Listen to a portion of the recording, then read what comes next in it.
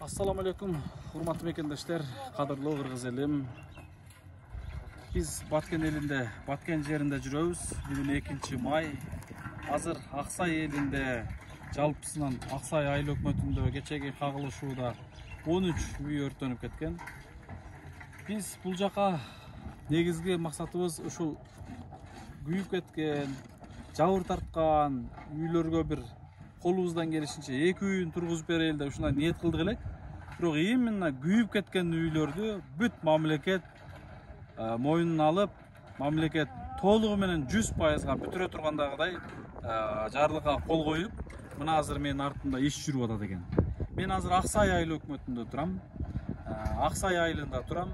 Жанагы Төрткүл суу сактагычынын башы Головнойду коруп турган, коргоп турган, сактап турган ушул Аксай элинде турам. Мына бул жерде 9 үй өртөнүптүр. Мына мен бул жакта ылдый жактарын көргөзсөм, мен жана МЧСтердин, Кызылай фондунун баягы чатырларын, тигип койгон чатырларын көрдүк.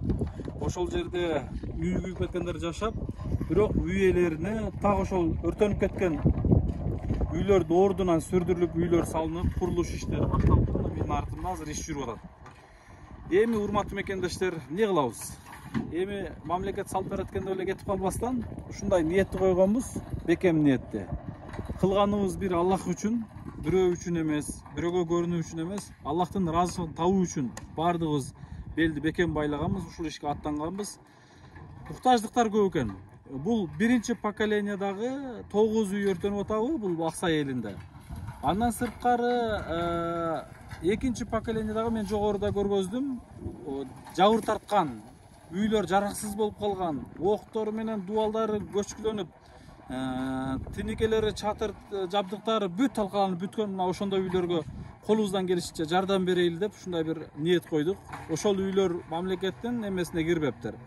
Но баягындай оңдоп түзөө жагына киргизилген, бирок үйдү тургузуп берүү жагына кирген эмес экен. Мына ошол жактарына биз экинчи поколениядагы үйлөрдү кабылына келтирип берүү жагына жардам берели деп ушундай Баткен областынын өкүлү уруксат берди, ушул жагына карап бергиле деп. Ана Максат айылына, Арка айылына, Лейлек жерине эмнеге барбадыңар дешиңиздер мүмкүн.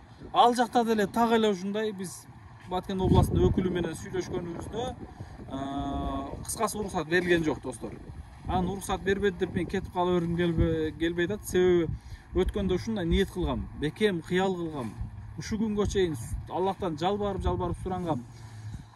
Баткен элин багып турган, суу менен камсыздап турган Төрткүл суу сактагычы бар. Төрткүл суу сактагычынын сууну бөлүп турган Головной жери бар. Мына ошо Головнойду коргоп турган Аксай эли бар. Кечээки кагылышуу биринчи ушул Аксай элинен башталган, Аксай жеринде башталган. Болгону аз эле кожолук бар экен, 600 канча кожолук бар экен, бирок булардан нары Варух айылы анклавда экен. Ошентсе да ушулар туруштук берип, карап турушат. Мен ушулар үчүн, ушул Аксай элинин ушундай бир бекемдиги үчүн, патриотизмдиги, өзгөчөлүгү үчүн бир жардам бергим келди чындыгында. Колуман келиши бир кичинекей болсо дагы бир ушул жерге ийиз калтырып кеткибиз келип атат, урматтуу мекендештер, туура көрсөңүздөр. Ошого биз бул жерге бир үй салайлы деп ниет кылып атабыз. Мамлекеттин салганына азыр үйлөрүн көрүп атасыздар. Мына азыр иш башталып атат. Бул мамлекет иш баштаптыр. Мамлекетибиздеги азыркы кызматчылардан, жетекчилерден да Алла разы болсун. Дароо мынакей момундай мыкты команданы ишке салып, ишти бүтүрүп атат. Чындыгында Алла разы болсун. Кыргыз башына кыйынчылык келгенде үйүлгөн, бириккен, ынтымактуу өзгөчө кыргыз эл экенбиз. Ушулубуз менен өзгөчө турат экенбиз. Качан башыбызга мүшкүл түшкөндө өзгөчө бириге калат экенбиз. Чындыгында элден айланса аздык кылат. Урматтуу достор, эмне кылабыз эми?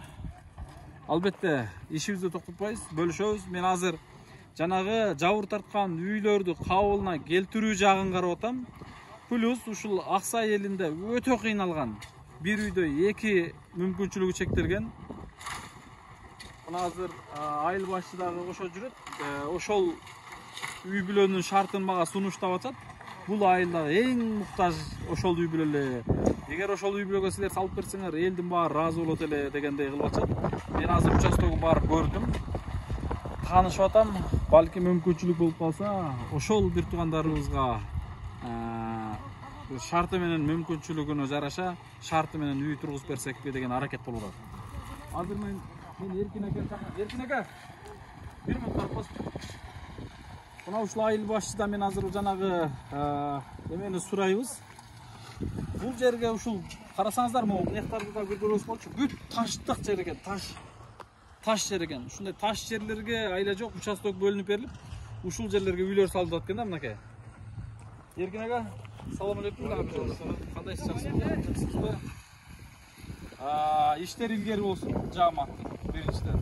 Экинчиден жанагы эл сунуштап аткан үй-бүлөнүн участогунда көрдүк, Эми ошонун жашоо шарты менен бир кыскача бир бизге бөлүшө кетиңизчи, эл менен бөлүшө кетиңизчи. Алар бир үйдө канча жан жашайт, кандай шартта жашайт, ушу менен боюнча бир катуураак. Азыр биз жана көрүп, эл сунуштап, өзүң көзүң менен көрүп келген үй участок баягы Айтемиров Аваз деген Аксай айыл тургуну бар. 75-жылы төрөлгөн бала, 75-жылы. 4 баласы бар. Анан атасы өтүп кеткен, энесинин колунда турат.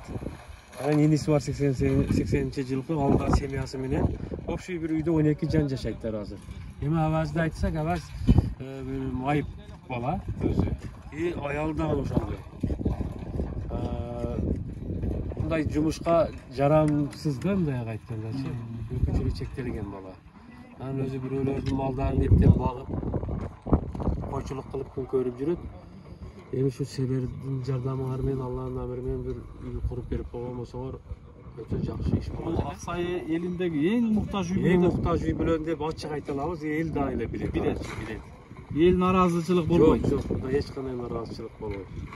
Эң муктаж. Канча жан жашайт азыр ошондо? Азыр общий ошо үйлөрдө бир 12 жан жашайт. 12 жан. 12 жан. Баладары менен инисинин баласы. Канча мүмкүнчүлүгү чектелген? Аялы экөөнүн мүмкүнчүлүгү чектелген эми. Аваздын мүмкүнчүлүгү чектелген, аялында кичине неме. Анан бир кызы оорукчан азыр. Анан калган 2 балдары жакшы эле.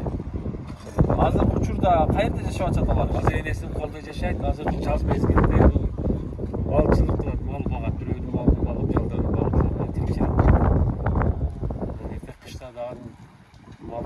Азыр эми ошону сиздер бизге сунуштап атасыздар, эми туура эле көрүп атасыздар да, Туура. Анан могул азыр үйлөр уже бардыгы уже курулуш иштери башталыптыр уже. Биринчи курулушту мамлекет өзү баштады. Эми силерде келип куруп берейик дегендерге мамлекет өзүбүз курабыз деп мамлекет толугу менен ишин баштады. Анан ушундай муктаж үй бүлөлөрдү силерге сунуштап аткан. Бул жерде азыр курулуш иштерин жүргүзүп аткан балдар местный балдар, жергиликтүү балдар. Мына ушундай достор, түшүнүктүү эле болду окшойт баардыгыбызга. Эркин ака, сизге рахмат. Анда эмесе жанагы үй бүлөндө иш чарасын карап чыгайлы кошо биргеликте. Анан ошого жараша чечим кабыл алып, балким иншалла сиздер айткандай баштап каларбыз иншалла. Мына достор, туугандар, президентибиздин, мамлекетибиздин кечеги жабыр тарткан үй бүлөлөргө баштаган үйлөрү мына ушул.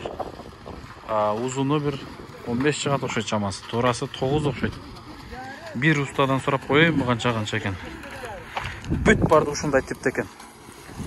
Устака. Бригадир ким экен, бригадир? Устака, үйдүн размерин айтып коесузбу? Бизди карап айтып койсоңуз?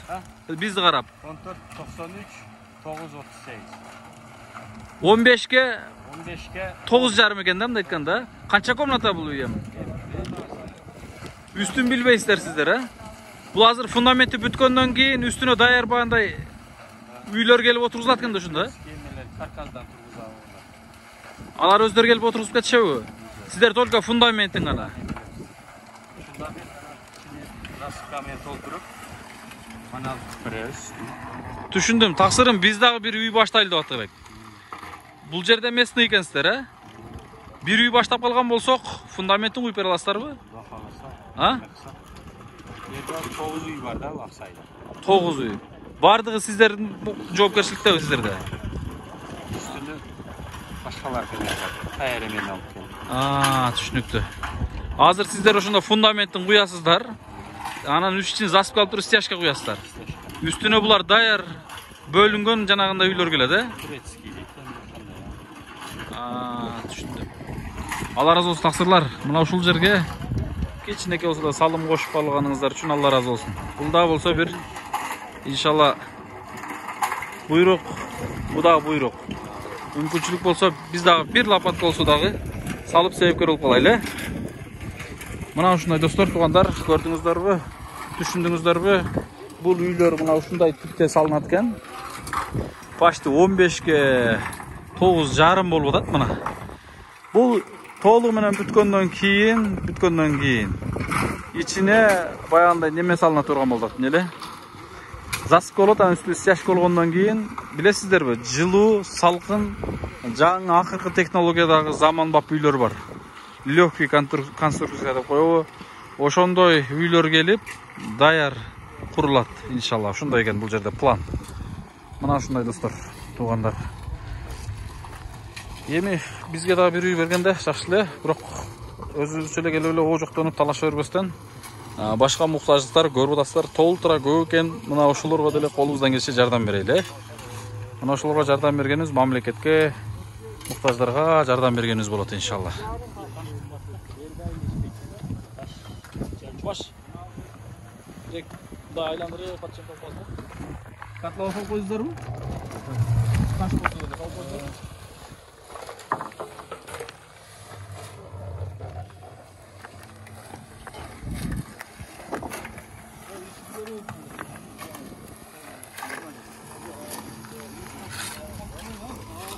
Bunlar karpayla dostum. Karpayla koy dostum. Üstüde de var. Bu. Fazla bir lapat vermişler. Bir lapat vermiş. O lapattan bir yaklaşık var. Bekle.